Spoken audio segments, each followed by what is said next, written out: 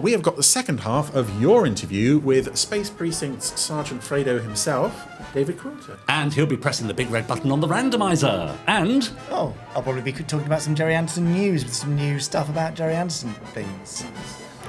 The Gerry Anderson Podcast with Jamie Anderson, Richard James and Chris Dale.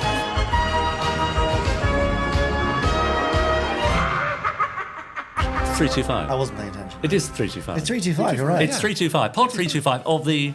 It is the Gerry Anderson Podcast. Gerry Yes, Anderson you're right. podcast. Great. Yeah. Good. We're here again. Yeah. We've been here 324 We never times before. Well, actually, not in this very room, at least. Certainly feels like it. Feels like we've done it today. I know. Why would you want to miss this? What else would you be doing? No. Sunday night. It's strange. What else do people It's do? us other or than- Antiques Roadshow. Right. Yeah. This is a sort of Antiques Roadshow, It isn't is rather, yes. What is that? They have that new item now, don't they? The most expensive to the least expensive. They have 3 items and you have to guess which is best, better, worse, or whatever. Oh, okay. We could have something similar. Good. Let's not rank ourselves there. Let's move on, shall we? Shall we move on to the Gerry Anderson news? Already? Yes. Oh, well, okay, yeah. Okay, Gerry Anderson news it is.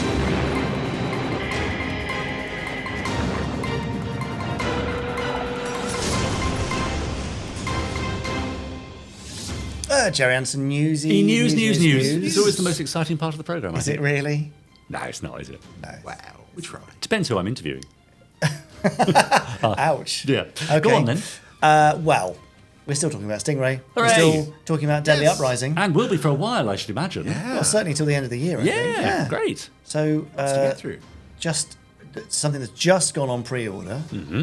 is the Stingray Comic Anthology Volume 1. Volume 1. Because there are 2, because there's so much Stingray material. How lovely. And within the pages of the Comic Anthology Volume 1, which is full of all the comics from TV21, are also a bunch of new strips which continue the Deadly Uprising saga. Okay. It's a lovely collection of different writers, different artists, with a cliffhanger Volume 1 finale. Oh, I like it. Yeah. Drawn by Lee Sullivan. Yeah. And it's a very lovely thing, and I Yeah. think you're going to love it. Whether you want to only look back and enjoy the strips from the past, or look forward to Deadly Uprising, or both, there's something there for you. And there'll be some wonderful old TV21 stories in there, like Curse of the Crustovons and great some name. of the favourite ones, the Monster Weed Menace or something like that. Yes. Wonderful title, like great it. story. Yeah, Fun.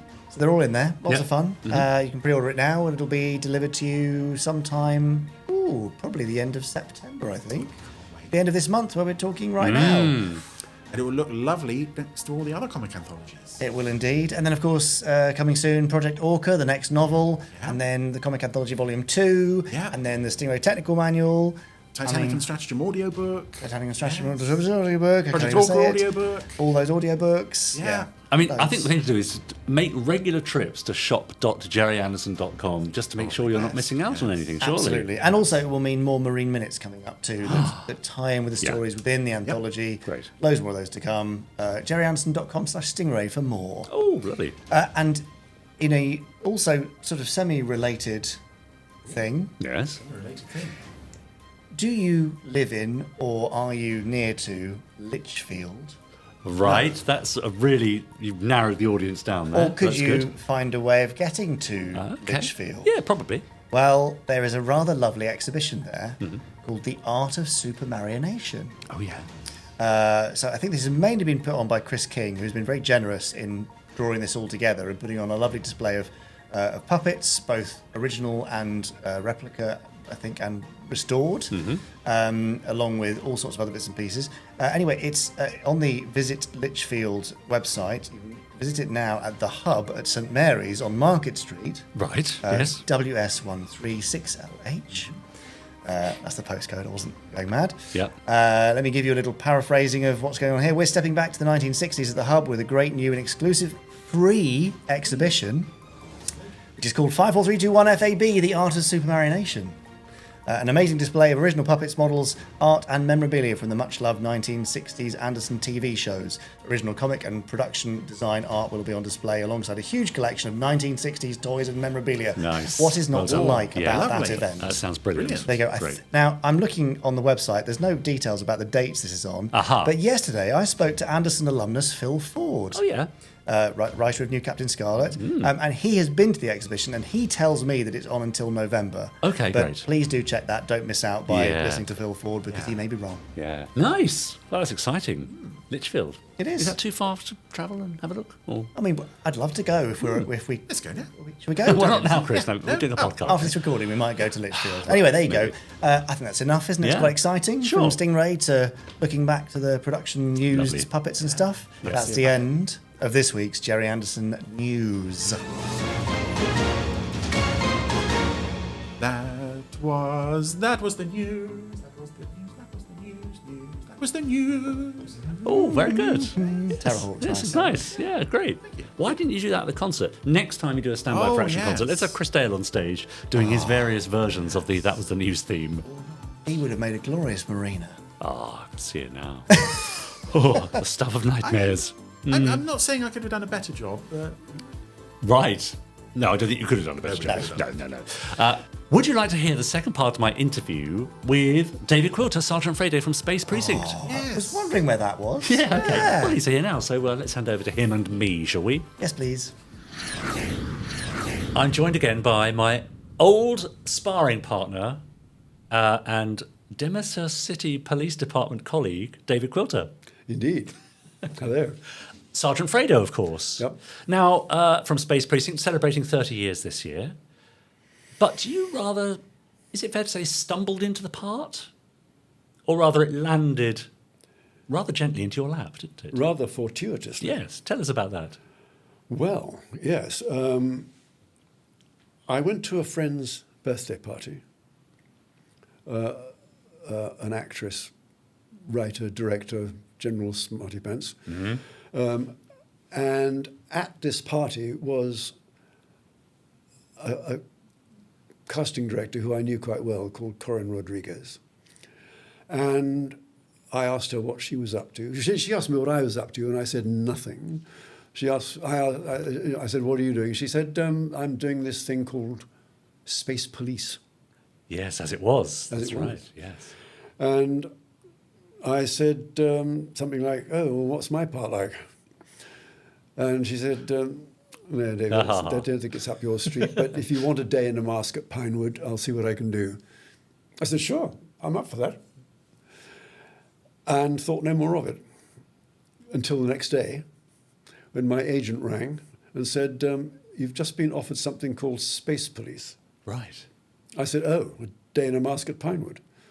And my agent said, no, it's 40 weeks over a year.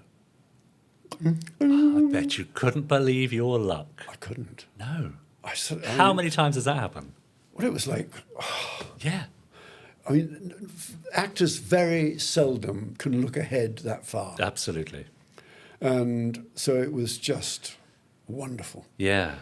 And the next day I went to Pinewood and had my full head cast by Neil Gorton. Yeah. And that was it. And then I think we started very quickly after that. You had no sort of audition then, or No. reading? Or I mean, Corinne Rodriguez knew me. Yeah. The director of the first episode, Colin Buxey, knew me. I'd worked with him 2 or 3 times. Right. And that was it, yeah. Yeah. They kind of vouched for me, I Yeah. suppose. And I guess they were desperate. Yeah. Well, I wouldn't put it quite like that. No, I think they were. But they were. So, yeah, I was Because only too happy. Ken Drury, who was slated to play Fredo originally... I still owe him a bottle of champagne. I think. You do. I remember I was there on the day he tried on his mask and got to the top of the stairs outside the dressing rooms and couldn't take a step further, decided that he couldn't work in this stuff. And there and then, he was off the production.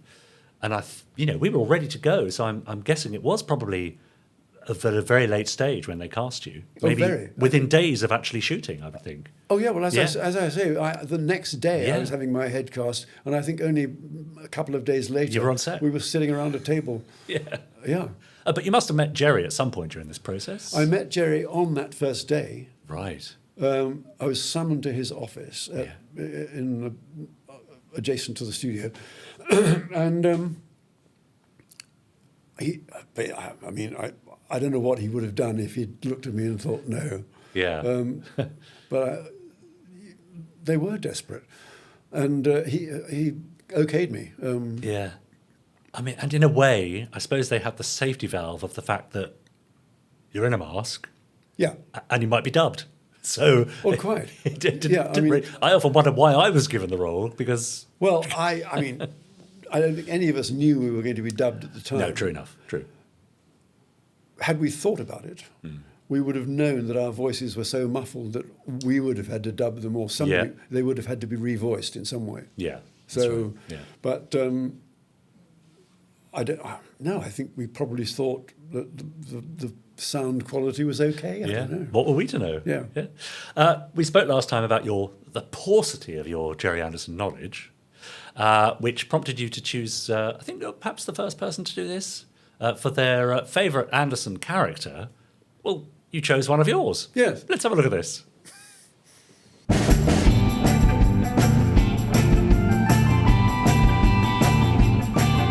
Why are we questioning the authority of the Icar Vedra? The poor man is senile. How dare you? Because someone must. The Icar is old. So old he cannot even recognize the omens that were foretold. Were they omens, Brother Calamandro, or something else? A false prophet set aflame by his own evil. A corpse who confesses his sins from the other side. A child could recognize such signs. And I say that the Icar Vedra is our appointed leader. It is he, and he alone, who has the power to recognize the omens. Sister Nevik, what do you say? I don't know. I admit I'm torn.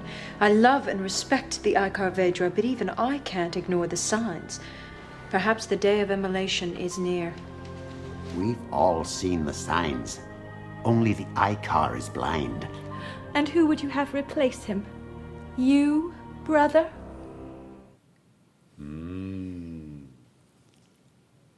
Remember that? No.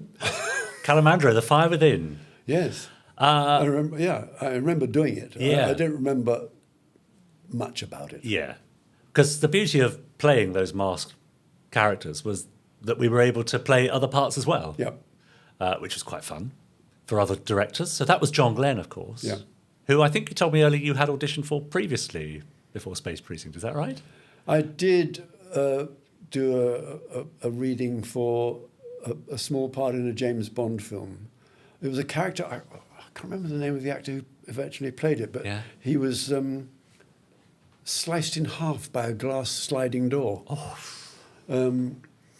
Right. I mean, I would have loved that. Yes. But I didn't get it. Yeah. Yeah, Yeah. unfortunately. Lisa Orgolini, Oh, Alexa Rosewood, Yes. and Rob Thurtle, I think you were sharing the screen with there. I'd never have known. Looking at those masks now, how effective do you think they were?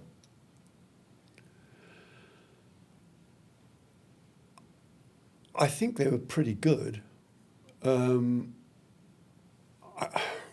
I think now they would be more animated. Yeah. I think they could be a lot more expressive. Yeah. I mean, basically, it was pretty basic in as much as it was almost like a ventriloquist dummy, the eyes and the mouth. Yeah. And I think even maybe spitting images were more expressive in a way. Yes. Yeah. But maybe that was more to do with the comedy. I don't know. Yeah. But yeah, I mean, if it was done now, it would be very, very different. Wouldn't it? I suspect they would have a little bit of CGI to help out Oh, yeah, sure. the expressions and so on. Yeah, yeah. And probably all CGI. Yeah, that's right, yeah. Now, we spoke last time about how, amazingly, your career seems to have encompassed quite a few science fiction and science fantasy properties, from the Avengers to Blake Seven. More recently, you took a trip in the TARDIS to have a starring role in Doctor Who with David Tennant. Yes, although it wasn't like a Doctor Who at all. No, it wasn't. No, it was like a repertory theatre production of an Agatha Christie play. Well, let's have a look and we'll have a chat about it afterwards.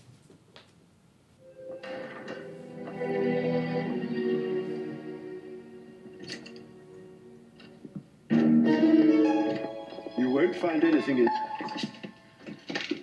How come it's locked? Lady Edison commands it to be so. And I command it to be otherwise. Scotland Yard. Hip hip. Why is it locked in the first place? Many years ago, when my father was butler to the family, Lady Edison returned from India with malaria. She locked herself in this room for 6 months until she recovered. Since then, the room has remained undisturbed. Oh dear. There's nothing in here. Hardly acting at all. How long's it been empty? 40 years. Why would she seal it off? All right, I need to investigate. You just bottle off. The Unicorn and the Wasp. She was lovely, Catherine Tate. Catherine Tate. Really yeah. lovely. You described it as being part of a repertory company doing an Agatha Christie. Well, it was like going back in time as far as doing TV was concerned, because we were all there all the time. Ah. I mean, which is very unusual, yes. Very unusual. You were all on location, were you? Was it all shot on location? Or? Yeah, just outside Cardiff, somewhere, at this Elizabethan manor. Lovely. Beautiful. Even in interiors were on location? Yeah. Right. Except for that scene, actually, which was in the studio. Yeah. It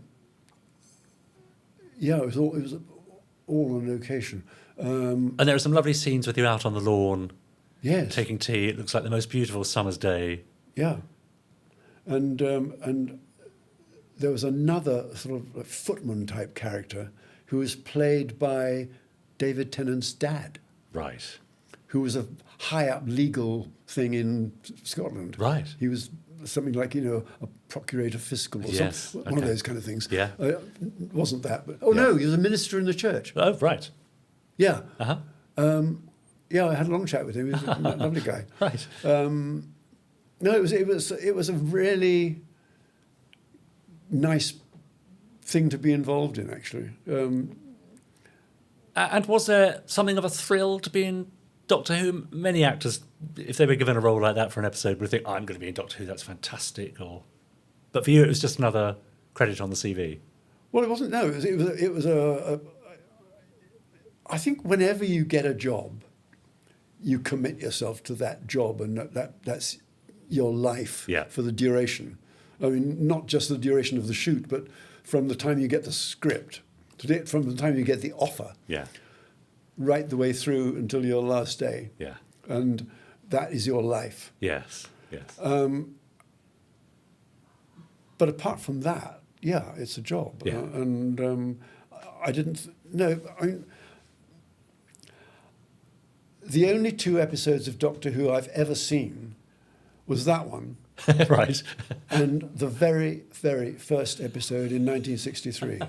Brilliant. And even then, 63... It wasn't for you, was it? It was my first year of working. Yeah. And it was on children's TV. Yeah. I think it was on at 5:30 in the afternoon or something like that. That's it, yeah. And I thought, well, okay.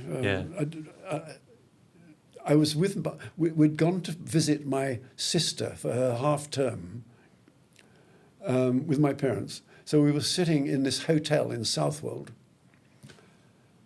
and we decided to watch this thing because it was new and it was being highly promoted. Yeah. And we all thought, yeah. Well, here we are, 60-odd years later. I thought, no, that's not for me. Yeah, that'll never last, you thought? I remember going onto the set in TV Centre when a friend of mine was in an episode and I was doing something else. Yeah. I might have been doing Softly, Softly or something. Yeah. And seeing, William Hartnell and so on. And thinking, I'd quite like to do an episode of this, but I never did. It only took you 40 years. We've got a few more questions in here for you, David, in the Space 1999 lunchbox. So if you'd like to dig deep and pull out all those final questions, great. Brandon Gant. Uh-huh. That's a good name. Isn't it? Sir Brandon Gant. It's got a ring to it. Hi, Brandon. Your career has seen you take on roles in some iconic sci-fi series, including Blake 7, Doctor Who, and Space Precinct. Could you share your experiences working on these different productions? Specifically, how did the low-budget nature, of a 1970s BBC production like Blake 7 compare to a 1990s sci-fi series like Space Precinct? Yeah. And the more recent internationally renowned iteration of Doctor Who? Well, yeah, I mean, you're right. Going onto the set of Blake 7, it was pretty rickety sets. And, the one that always springs to mind is Crossroads, because, there was almost a joke that the sets had to rattle. Yeah. And it was a bit like that. But Space Precinct, of course, famously was purported to be the most expensive series ever made at the time. I can quite believe at $1 million an episode. Well, the sets certainly didn't rattle because it was. I mean, it was built of metal, and it was a really permanent, pretty solid structure. Yeah. So, in a way, in Space Precinct, the money was up on the screen. Yeah. In the 70s BBC, the money was to the talent. I wish. No, the money, it was spread around over many, and there wasn't so much of it, of course. Yeah, quite. Yeah, yeah. And Doctor Who, well, I mean, Doctor Who is in two separate things. There was a big gap. Yeah. The first, I suppose, probably all black and white, were they? No. Oh, okay. Oh, but the first few were, yes, for the first 7 years. Yeah, and then colour in the 70s. I mean, Patrick Troughton was probably black and white. That's right. Yeah. And he was my favourite. Mm-hmm. Partly because I knew him a bit. And did you? Yeah. He was a great guy. Yeah. Yeah. But yeah, so yeah, they were different, and they were they all had their place, I suppose. Certainly. Another question. Paul Hyder. Mm-hmm. Hello, Paul. Which of the many TV shows you've appeared in do you remember as being the most fun, and why? Oof. A lot of actors, when they are in the middle of a production, complain. They do, don't they? They do, that's true. I never do. Yeah. And I never have, because we are so privileged to be allowed to work in this business. And it's always, there is fun to be had. When you in front of the camera, it's deadly serious. Even if it's comedy, it's serious. But which has been the most, well, let's say not the most fun, but the most enjoyable? I mean, lots of things for different reasons. I mean, I suppose the most enjoyable things for me were not even TV shows, but theatre. Partly because you're engaging with an audience, partly because the director can't do anything about it. You're in control, and partly because you get the run. You go through the whole show in one go, and that's lovely. As far as TV is concerned, different things for different reasons. One of the big things has been locations. I've been incredibly lucky with locations. Internationally? Oh, yeah. Yeah. I mean, Egypt, India. Wow, that's right. Pakistan. Yeah. Sri Lanka, Zimbabwe, South Africa. Incredible. I mean, fantastic. And one of the most enjoyable was Havana. Right. It wasn't a TV show. It was a commercial. Ah, yes. And I went to Havana and shot a commercial in which I was playing Blofeld. Yeah. Wow. On a beautiful beach. And it was a commercial for the Irish National Lottery. Okay. Because the advertising agency wanted a nice little jolly. Yes. And yes, it was just wonderful. Lovely. I think about Space Precinct, being an enjoyable job was because it's very rare, as you said earlier, for an actor to be on something for that long. Yeah. And of course, that gives you an opportunity to really start to know each other really rather well. Yep. You're spending quite a bit of time with each other in each other's company through adversity as well, which is very often a good bonding experience, isn't it? That's my abiding memory of Space Precinct, is the fact that we had a year in each other's company. Well, I think always the people you're working with are the memories, and they're the most important thing. And fortunately, it's been quite rare that's been a less than pleasant experience. Mostly, actors get on. Yeah. Mostly, actors are generously spirited. Yeah. Good sense of humour, open-minded, and then there's Lou Hirsch. And jolly good fun. Yeah. And then there's people like you. My God. But then, no, you take the rough with the smooth. Space Precinct was a really nice company. And we did get on really well, and we had a lot of fun together. Yeah, we did. I mean, we did extra curricular activities. Yeah, which is a good sign. Yes, that's right. Oh, certainly. Yeah, fantastic. Out for drinks, out for lunch, out for parties. Yeah, go-karting. Go-karting. That's right. Yeah, that's fun. Well, thank you so much for joining us, David, for the Gerry Anderson Podcast, and may I wish you a happy 30th anniversary. Thank you very much. See you soon. Thank you. Well, thank you so much to David Quilter for joining us. Thank you, David. So lovely to see him after all this time. Schlepping all that way. Must feel like the good old days for you, reunited with the Sergeant. Yeah, it was. Oh. And in fact, the last time we met, we realised, was Andercon in 2014, so that was 10 years 10 ago. years I know. since you've seen him. I know. Yeah. Thanks so much, David. Next week, it's Dallas Campbell, presenter and adventurer. That's my description, not his. You're I'm sure he'll promising agree. a lot. I'm expecting a dynamic man to come. You wait. Sailing in from the ceiling or something. Wait. He is literally the living embodiment He's of a going to Tracy leap out of brother. a helicopter through that window. He is international rescue personified. Is he? And I've got a whole load of clips to prove it. Wow. Honestly, it's incredible. So yes, Sounds cool. Stand by for Dallas next week. In the meantime, shall we hear from those we need the pesky... Dallas theme tune, possibly. Pesky Podsterons? Pesky Podsterons? Here they are. Podsterons. Yeah, right. This is the voice of the Podsterons. Hi, Jamie, Chris, and Richard. Hello. See, I get middle billing there. Oh, Nice. That's quite nice. Yeah, I don't mind, yeah. Dan Barker. Right. First time emailing. Oh, yeah. I've only just started watching the podcasts recently, but I've been watching other content on the channel for years. Oh, Okay, interesting. Very nice, thank you. Yeah. Growing up in the 90s and noughties, I started watching Gerry Anderson programming as Stingray, Thunderbirds, Captain Scarlet, Space Precinct, Space 1999, UFO, You Captain Scarlet. I see the progression of BBC Two screenings. Yeah. Right. I've not seen other Gerry Anderson shows. Okay. I think probably, if you stick with us, we'll show you such sights. Exactly. Yes. I loved all the action and explosions. I had some merchandise back then.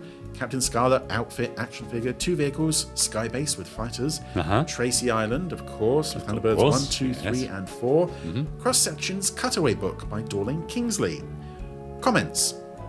Based on what I've seen on this channel of Terrorhawks, I don't really like the look of it. Fair enough. Hey. Can't please them all. Whatever. No. I don't see why. Come on, Chris, come on. Okay. One of my favourite actresses, Carolyn Seymour, guest starred in an episode of Space 1999 Series 2. Yeah, She did, yeah. Seance Spectre. Yeah. Yes. The most scary episode of Thunderbirds for me was The Uninvited. Right. Because it's a sinister group of people who kidnapped and you have to escape from. You don't know them. You don't know what their overall big plan is. Oh, true. It's terrifying. Here are some questions I have. You can answer any. Oh, good. Well, let's go with 2 of them. Okay. Why did the interceptors from the show UFO only carry 1 weapon to shoot at UFOs? Skydiver had more weapons to fire. For dramatic impact. Dramatic impact, yes. Fine. I believe also there's a fan theory that this missile is actually 3 missiles in one or something, and it sets up a blanket detonation. Right, okay. I just prefer to think that it's one missile. It's just a cool design. No it's one in the dramatic. universe really considered the possible problems there. What is your favourite handgun weapon from the Gerry Anderson shows? Well, we have several on this table, actually. We have our wonderful new Stingray pistol. Pew, pew. Yeah, that's now lovely, available. isn't it? Last few units available. Yes. Yeah. Oh, we have our Captain Scarlet pistol from a few years ago. And we also have Oh yeah. the My old staple personal gun favourite. from 1999. Yeah. I think I'd go for that one as well. Yeah, me too. Yeah. But the more I hold this, the more I feel Drawn to it. yeah. Yeah. Chris, step away from the weapon. Okay. Great, thank you for that, Dan. Our little one here, do you want to take this one, Jamie? It's Sure. for you. It's Steve. Yeah, there he says, is. hi, you tubes-terons. Right, something like that. Yeah, he didn't say that, but hello anyway, Steve. Yeah. Congratulations on the 25th anniversary of Anderson Entertainment. Thank you very much. That's a month just gone.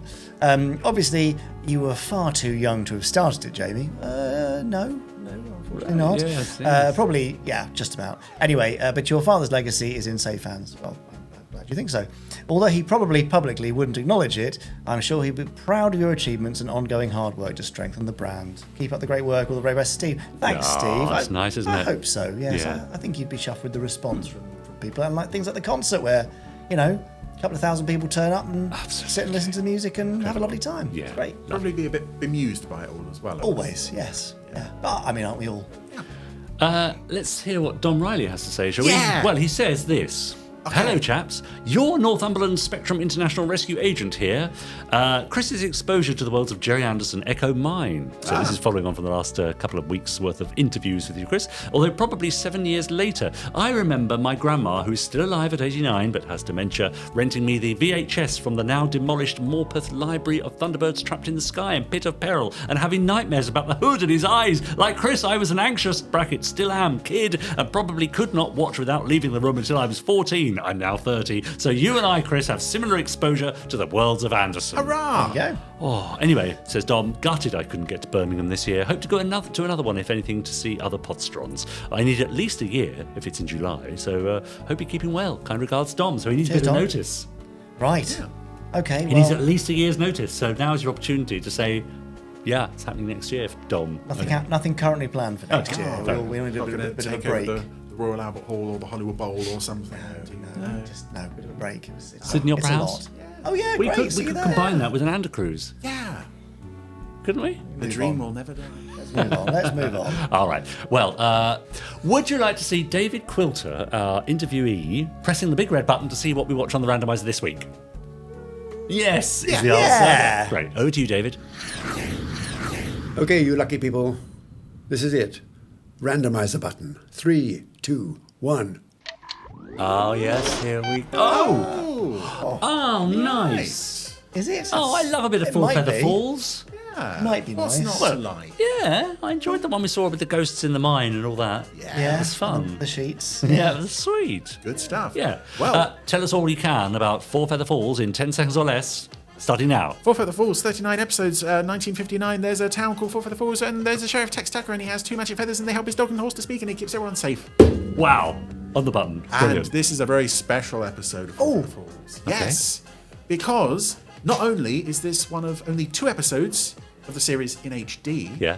it's also the one that was colorized several years ago. And we're going to watch the color version. Fantastic. And it's going to be lovely. Specs on. Specs on. There it is. Oh, it's so nice to see it in colour. It instantly changes the dynamic. Where do we sit on colorization of black and white stuff? Because there are obviously the 2 camps. The ones of don't touch it, it was meant for black and white. Yeah. And the others who go, oh, it gives it a new dimension.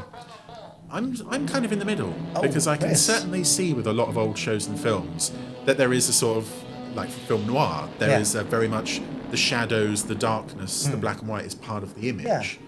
But so long as you're keeping the original accessible and you're not replacing it, That's what I think. why not do colour That's versions? what I not think. replaced. It's all still there in black and white if you want it.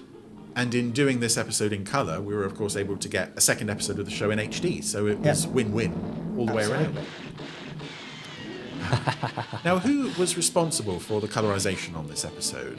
Aside from Network, who specifically was doing this work? So let me bore you with the story of this. Please do, yes. I suggested to Tim Beddoes, dear late Tim Beddoes, that wouldn't it be cool to do a super colorization set, which he thought was a great idea. So we looked around and tried to find partners who were willing to do it. It's actually really hard to find people who could do it. Yeah, and expensive too, isn't it? And it's very expensive.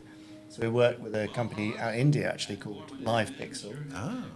The boss there, Rajiv Dwivedi, is a very nice man who loved the idea of the project and got behind it, and then worked. So Martin Cater at Network would select colours where we had colour references, or give them colour references. They'd then come back colour keyframes. They'd get approved, and then they did the work. And it was an amazing thing to see and to be part of. And obviously, people love Supercar and Fireball. And this show kind of gets overlooked. It doesn't quite always sit in that pack, but it really should do. I'm not sure how I'd feel about colorized Torchy. I wouldn't sort of rush to No, I don't think there's any. I don't think anyone's rushing to colorize Torchy. But I would love to see more of this show in color and in HD. Yeah. This is one of the lovely things in the way that Tim Beddoes approached these projects. Is this was never going to be a commercially viable project. It is so expensive. Yeah. This was, if it does well, it'll wash its face and it'll pay for itself. But that's it. But it was all about finding new ways to celebrate the shows. Yeah. And so now we've got them. So thanks to Tim, it's a nice testament to his legacy. Yeah. It's extraordinary to think it was never meant to be seen like this. No. Was it? Well, it was never really meant to be seen after the 1950s, really, the early 1960s. Yeah. They never thought that we'd be talking about it now in colour. I mean, it's bonkers. Because there were some previous colorizations done by other companies. I want to say Legend Films were they responsible for the Day in the Life of a Space they General? did the first Fireball one. Yeah. But I think they'd moved on a bit by the time we were looking around. But people say, why don't you just colorize them all? Yeah. It's just not financially viable. And you do see those colorizations on YouTube where everything is kind of a smeary shade of brown and blue, and it's like, okay, it kind of fools the eye for a little while, but if you're going to do it, you want to do it as best you can. I suspect within a couple of years, AI will be able to do a pretty good job. But there's something about the hand colouring they've done here which makes it extra special. Yeah. It does look cool. You still get the quality, the lighting quality from black and white. Yeah. That's a nice dimension to it. Close to it. It's so nice. And I believe this is one of the final episodes made. Certainly it's one of the final episodes shown. So we're almost at this point now of doing Supercar. I'm listening to it. Sounds pretty bad, too. Chris, now I've talked over the intro of everything. What's going on? Well, the Canyon Railroad Company building a railway right through Four Feather Falls. But now there's a storm. Oh no, it might cause damage to the railway. Despite the fact that we saw there was a railway in previous episodes, I guess. Let's say this is a branch line. Yeah, branch line, or earlier in the continuity. I'm scared right now. Oh, what darnation's going on? I was just admiring Grandpa Twink's feet there. Not admiring, I'm not sure that's the right word. Chris? No, it's just the thought of the colorization artists spending hours coloring in those disgusting looking feet. But there we go, there's there's that. Buried in stuff. That could take an episode. Half hour to clear that away. Yeah. Least I can do. This sure is terrible. Yeah, I can't rightly believe it. All these weeks planning and working. Yeah. Reckon the lightning struck. Yeah. I'll just look around a while. Okay. Oh, okay. Yeah, fine. Boss, it looks terrible down there. But yes, looks like the same thing from a different angle. And I hope you never will again, Rocky. I always wonder what it looks like to other people when they see Tex talking to his dog and horse. Is the little railroad worker down there going, what the heck is he up to? Yes. Hey, hang on. This looks mighty suspicious. It does look peculiar, doesn't it? Peculiar. Burnt and busted, ain't it? Sabotage. So you found... Can't watch Four Feather Falls without thinking about Sophie Aldred riding Chris. Oh. Is that weird? It is a bit weird. Here, Sheriff. I'm He wasn't the only one, of course. Yes. Didn't you have a go as well? Everybody had a Weirder. turn, yes. I didn't. No. Ross hasn't either. The rope got buried maybe years ago and an avalanche dug it up. No. Don't that answer your question? Don't rightly know. He seems to be making excuses there. That all seems a bit suspicious. Oh, nice. This is nice. Yeah. Nice footage. And I suppose quite ambitious as well, because I think we've got puppets yes. in the same shot. For, Imagine colorising that as well, colorising the ripples. The reflections, the ripples. Lovely. Yeah. I know it coming. It's the storm season hereabouts. So the foreman is in league with another naughty gentleman. Deal with the other railroad company. Seeking to undermine railroad companies. Oh, fine. How long do you reckon before we wreck the track again with this here water? Oh, I reckon about a week. We'll let a torrent onto it.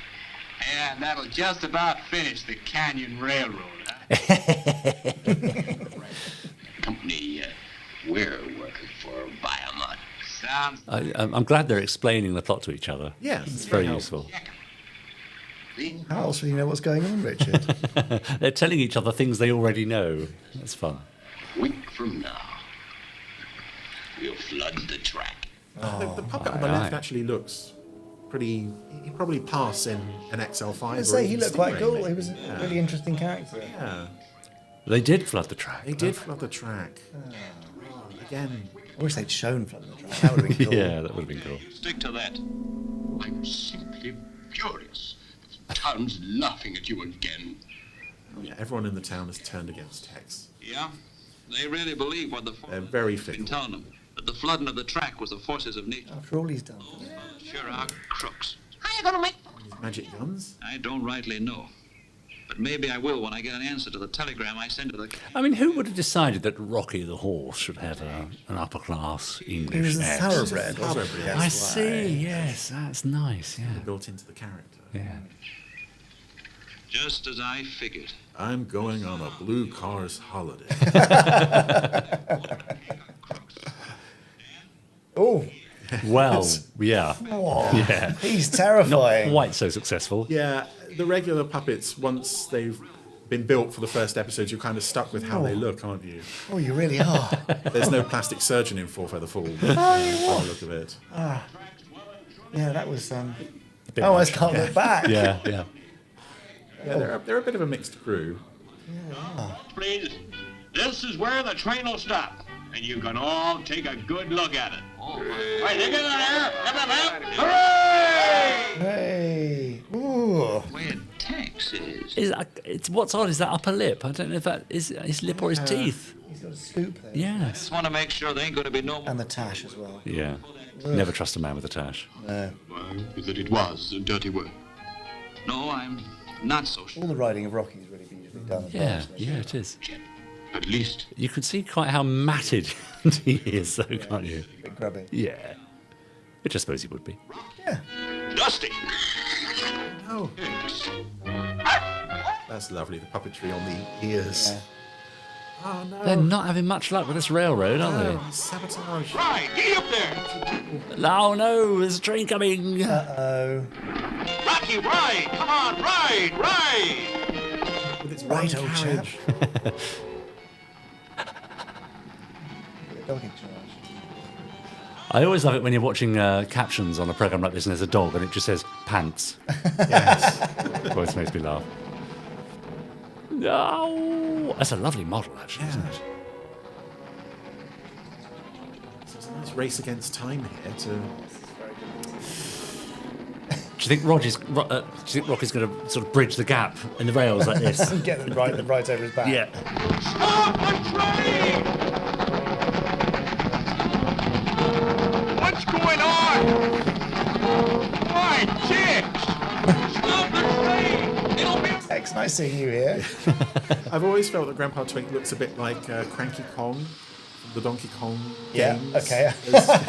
There's a very simian look in that Yeah. phrase. Oh, But it works, though. are you going to stop in time? Of course they are. Phew. Aha. Gotcha. So you figured on wrecking the track and the train this time. We've done like you said. Killed Grandpa Twink. Yes, imagine. That's a pretty big deal, isn't it? A little dramatic ending you wouldn't have expected with All of the Halls. Yeah. Sure it can. End of season cliffhanger. First, I'll get my men out of there. Not so fast. It's safe, huh? Sure it is. Well, you stay in there with your men while the train goes over. Oh. I said get in there. He's tough. He should have got them to drive it over if it's so safe. Well, I mean, potentially they could be squashed here or whatever. Oh, I see, yeah. Oh, God. I mean, I'm not even sure actually where the third man has come from. But who cares? Who cares? The train got through. Ugh. Hey, speed! Yeah, come on, let's have a speed. Come on, George. Speed! Come on. Well, folks, Deeply unsettled. But I thought Jimmy was bad, but But I guess we've all learned something this day. Ah. That no good ever did come out of dishonest work.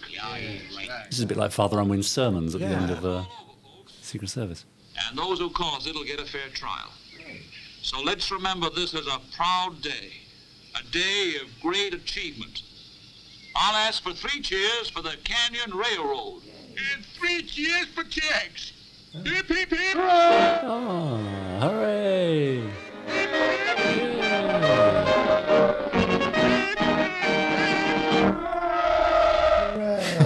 Everybody loves Tex. Well, there we go. Sweet.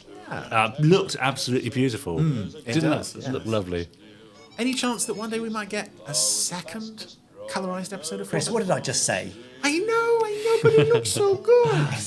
Yeah, I mean, in the fullness of time when things become easier, cheaper. if AI would do it, I think I said before, there's just no drive to create a tool to do it well because there's only a limited amount of black and white stuff, and when you start going through it, the potential market size shrinks and shrinks and shrinks, so there's no point investing in a tool. So the best thing we can hope for is probably an open source AI tool which will do it, and then maybe, but otherwise, yeah, to do it, it's essentially something like £1,000 a minute to colorize it. Marks out of 5 for that sweet little gem.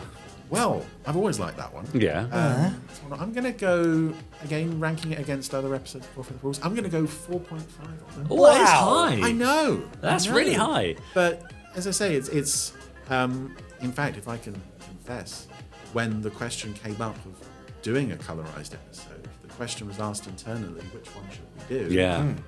I suggested that. You did, I think, and I think it's your suggestion, Chris. I think that it's made my that happen. Well fault. done. Yes. There you go. You made it happen. I did. I'm going to go 3. I would go 2.5 for the story, but I'm going to up it to 3 with the colorization because it just brings something extra and new to it. Not saying it's better than the black and white, but it just changes the experience in a nice way. Yeah. Because it does look very grotty on the regular DVDs, which is a shame. Yeah. Podsterons, do you agree? How would you rate that episode of Four Feather Falls out of 5? I rather liked it, but as you say, it was the colorization really that lifted it for me. But yeah, nice little story. A lovely thing. Yeah. All for now. Keep those emails coming in, podcast@gerryanderson.com. Keep rating, reviewing and sharing and subscribing and doing whatever you're doing to make sure other people get to see us too. And we'll see you next week for our guest interviewee, Dallas Campbell. He's an adventurer, I've heard. Adventurer. Something else on the Heroic randomizer. adventurer, yes. We don't know what it'll Something be. else? It's random. It's random. Completely random. News. Yeah. Always some news. Bit of banter. Yeah. See you then. Bye. Bye.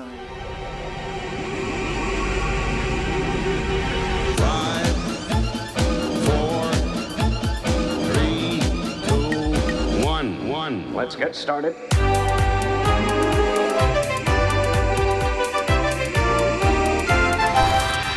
Let's go.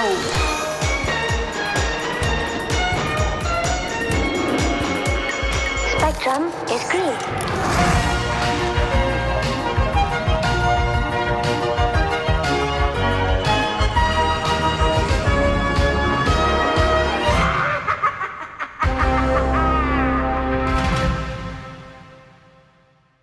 What would you colorize, or which color episode of Gerry Anderson series would you like to see in black and white? Decolorize. Oh. No, think about it. I am thinking about One of them.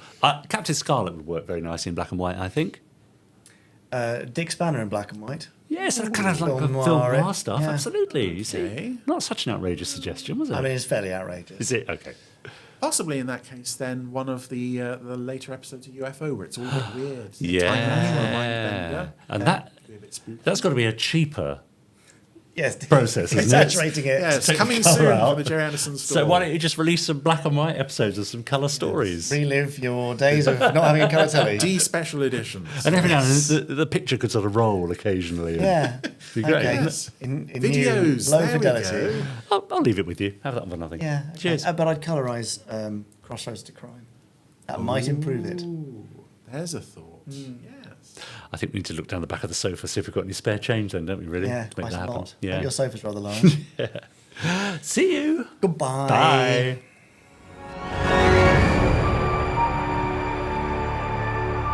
That was an Anderson Entertainment production.